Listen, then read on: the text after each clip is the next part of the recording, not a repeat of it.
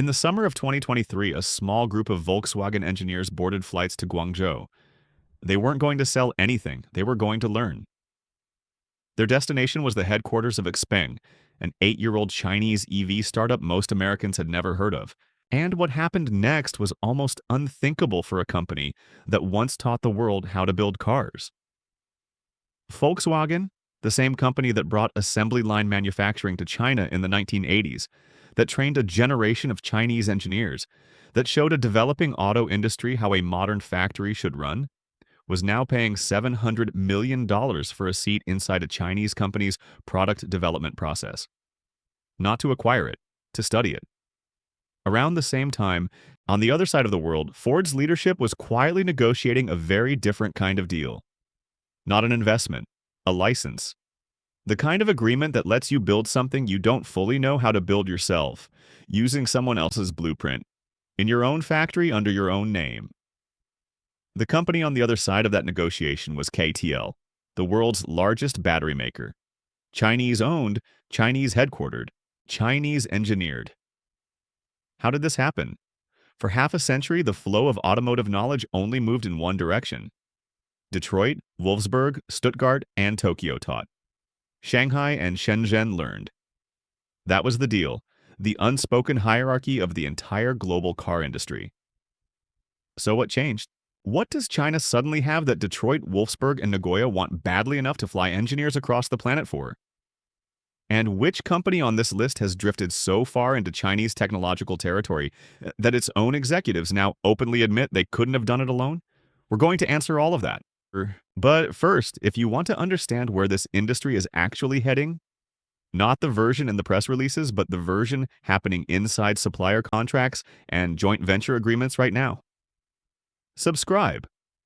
Because the brands you grew up trusting are quietly being rebuilt with parts of their DNA that didn't originate in Germany, Japan, or Michigan, and this story is only getting started. Let's go back to how this relationship used to work. For decades, China's auto industry existed because Western companies allowed it to. Beijing required foreign automakers to form joint ventures with domestic partners just to sell cars there. Volkswagen with SAIC and FAW, General Motors with SAIC, Toyota with FAW and GAC. In exchange for market access, Western brands brought combustion engine technology, stamping and assembly know-how, quality control systems, and decades of engineering experience that Chinese manufacturers simply didn't have yet. It worked exactly as designed. China got factories, jobs, and a crash course in modern manufacturing. Western automakers got the largest car market on Earth. But somewhere in the 2010s, the terms of that arrangement started to shift. And the reason has almost nothing to do with combustion engines. It has to do with batteries. China made a strategic bet starting more than a decade ago that the future of the car was electric.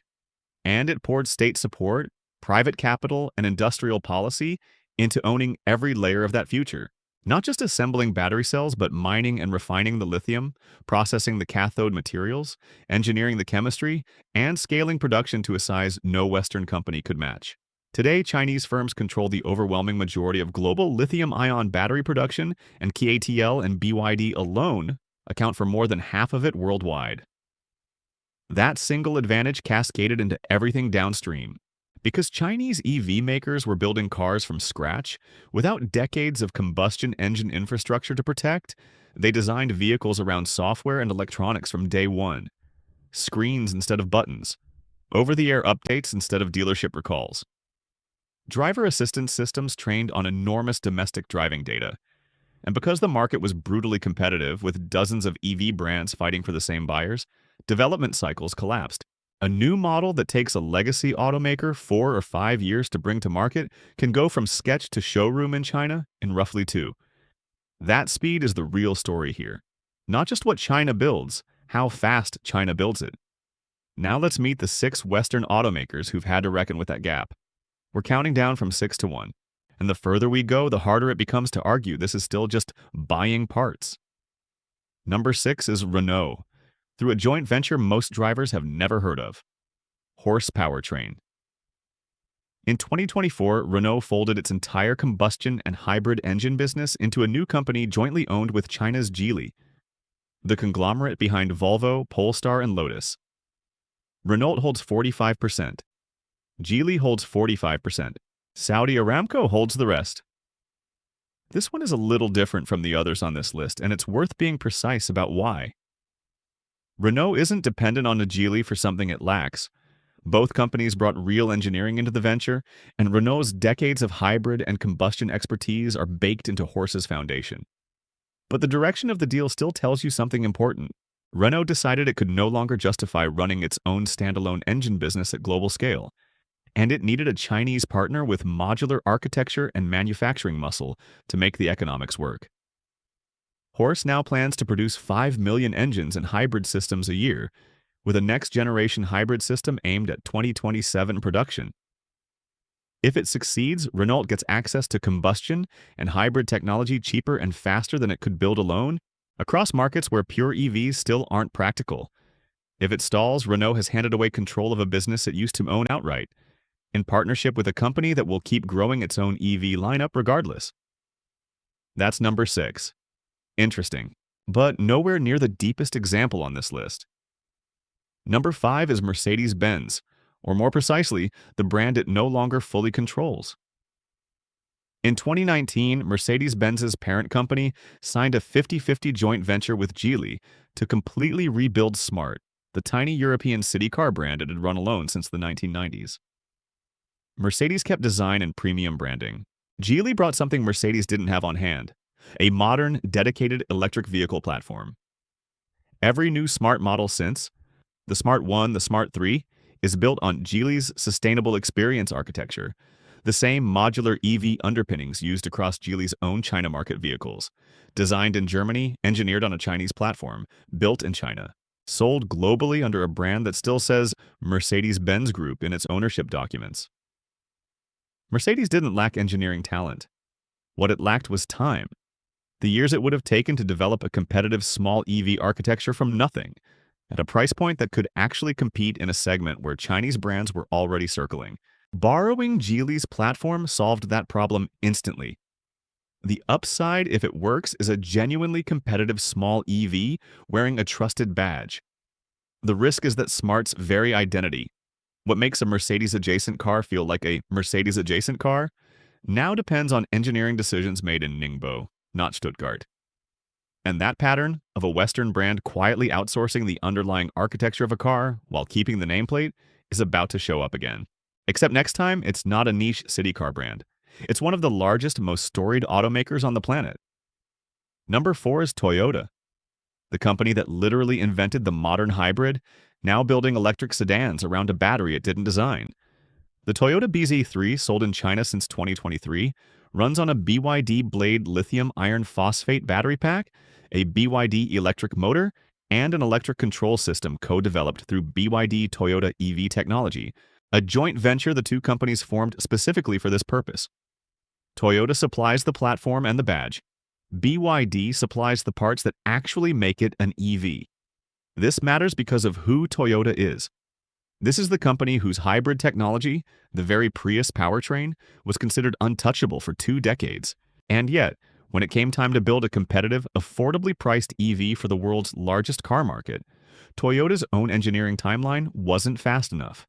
So it turned to the one company on Earth that had already solved LFP battery chemistry at massive scale and rock-bottom cost. If this bet pays off, Toyota gets a foothold in the exact price segment, where Chinese EV brands are winning millions of buyers a year. If it doesn't, Toyota has trained its most dangerous global competitor's technology to compete inside its own vehicles. A strange, circular kind of risk that didn't exist for automakers a decade ago. But even that arrangement is still technically a joint venture between equals. What comes next stops looking like partnership and starts looking like dependence. Number 3 is Ford. And this is where the story stops being about co-development and starts being about something closer to necessity. In 2023, Ford announced a $3 billion battery plant in Marshall, Michigan called Blue Oval Battery Park. Ford owns the factory outright. Ford employs the workers. But the lithium iron phosphate battery technology inside it, the chemistry, the manufacturing process, the core intellectual property, is licensed directly from CATL. CEO Jim Farley has been unusually blunt about why. LFP batteries are cheaper, safer, and more durable than the nickel-based chemistry Ford has relied on. But Ford simply didn't have a decade to spend catching up to Chinese LFP expertise from scratch. Company executives have said outright that developing the technology independently would have taken roughly 10 years. Licensing it let Ford start building in Michigan instead. CATL employees have even traveled to Marshall to train the American workforce on the equipment. The plant became politically controversial in Washington, with lawmakers questioning federal support for a facility built on licensed Chinese technology. Ford's answer has consistently been the same. Better to own the factory and understand the intellectual property than to keep importing finished battery cells from overseas. If the strategy works, Ford reshores a critical piece of EV manufacturing and builds American jobs around Chinese-originated know-how. If political pressure or trade restrictions eventually choke off that licensing relationship, Ford could find itself owning a battery plant built around technology it's no longer allowed to fully use. That tension, owning the building, but not fully owning the knowledge inside it, is the clearest sign yet of how far the balance of power has shifted. But number two takes that same idea and applies it to an entire luxury sub-brand. Audi, one of the most recognizable engineering names in the world, built on more than a century of German precision, has a brand new vehicle line in China that isn't built on any Audi platform at all. It's called simply Audi, all capital letters, distinguishing it from the parent brand. Its first production model, the E5 Sportback, launched in 2025 on something called the Advanced Digitized Platform. Co-developed with SAIC, Audi's longtime Chinese joint venture partner, not the Volkswagen Group's own premium platform electric architecture used for Audi's American and European EVs. A different architecture, engineered specifically alongside SAIC's own systems. The car's driver assistance software comes from Momenta, a Chinese autonomous driving company. Its battery options are supplied by CATL. Audi's own engineers say the joint development process with SAIC cut the vehicle's development time by roughly 30% compared to Audi's normal timeline. Audi isn't hiding this. Its own executives describe the E5 as blending German engineering with China's digital ecosystem, corporate language for an uncomfortable truth. To compete on speed and software sophistication in the world's largest EV market, Audi needed a platform its own German engineering teams couldn't produce fast enough alone. For now, Audi says this platform stays exclusive to China, but platforms rarely stay contained forever. Once an architecture proves itself, group-wide reuse becomes a question of when, not if. Which brings us to number one. And this is the example that shows the reversal most clearly, because it isn't happening in a niche city car brand or a single battery plant. It's happening across an entire company's global product line. It's Volkswagen.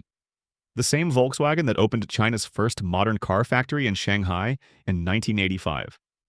The same company that spent 40 years teaching Chinese partners how to stamp steel, calibrate assembly lines, and run a quality control department. The company that, for a generation, was China's teacher. In 2023, Volkswagen invested $700 million for a stake just under 5% of XPeng, and, more importantly, signed a technical framework agreement to jointly develop two Volkswagen-branded EVs using XPeng's G9 platform, and, crucially, XPeng's driver assistance software. XPeng's advanced driving system is widely regarded as one of the most capable in China, arguably surpassing what Tesla currently offers to Chinese customers. Volkswagen didn't stop there. It committed 2.5 billion euros to expand a dedicated development and innovation center in Hefei, explicitly built to speed up how quickly the company can respond to Chinese consumer demand. Because its traditional multi-year German development cycle simply couldn't keep pace. By 2024, reporting described Volkswagen engineers spending more time inside XPeng's offices than XPeng employees spent inside Volkswagen's, quietly absorbing lessons from a company that didn't exist when Volkswagen was already building millions of cars a year in China. 10 years ago, this arrangement would have been almost unthinkable. Volkswagen didn't need anyone's help developing software or EV platforms. It was the one setting the standard other manufacturers tried to match. Today, one of its core strategies for staying competitive in the world's largest car market runs directly through a company that didn't exist until 2014. That's the full arc of this story, from a company that trained China's auto industry to a company that now sends its own engineers to be trained by it. So what does all of this actually mean? It doesn't mean China has won and the West has lost. Renault still brings real engineering value to horsepower train. Mercedes still designs the way smart looks and feels. Toyota still builds some of the most reliable vehicles on Earth. These are partnerships, not surrenders, and automakers have always sourced components internationally. But there's a meaningful difference between buying parts and depending on someone else for the technologies that determine whether your car can actually compete. A supplier relationship is Bosch making brake calipers. A dependency is when the battery chemistry, the EV platform, the driver assistance software, and the underlying development speed of your vehicle all trace back to companies you were competing against a decade ago. That's the shift happening across all 6 of these examples at different depths and different stages. And it raises real unresolved questions. Could tariffs or export restrictions in the United States and Europe eventually choke off access to this technology, the way they've already threatened Ford's Michigan battery plant? Could regulators force these partnerships to unwind? Or will Western automakers become so reliant on Chinese platforms, batteries, and software that walking away stops being realistic at all? Nobody knows yet. These deals are recent, some barely a year or two old, and the political environment around them is shifting constantly. But here's the question worth sitting with. If the battery comes from CATL, the platform comes from SAIC or XPeng, the driving software comes from Momenta, and the development speed comes from a joint venture in Ningbo or Hefei, what part of that car is actually still Western? The badge on the hood might be the only thing left that hasn't changed. And if you want to keep watching this transformation happen in real time before it becomes the headline, everyone else is reacting to a year late. Subscribe. Because the automotive hierarchy that stood for 100 years is being quietly rewritten right now, and the students may already be running the school.